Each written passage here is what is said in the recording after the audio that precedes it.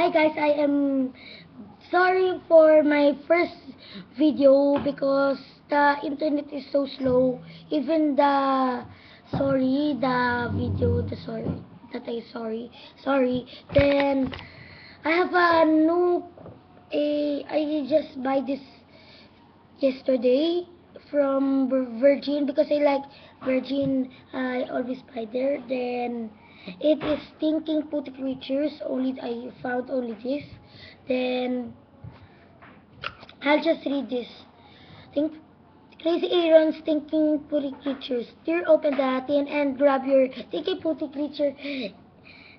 Stretch, twist, snap, and pull. Mold the perfect creature and then put in the eyes to finish it off. How many creatures can you create? The possibilities are endless. If you want more putty creatures or other products, search www.puttyworld.com within the USA. I'll just show you what is the looking. I got the eyes. I'll just make one creature.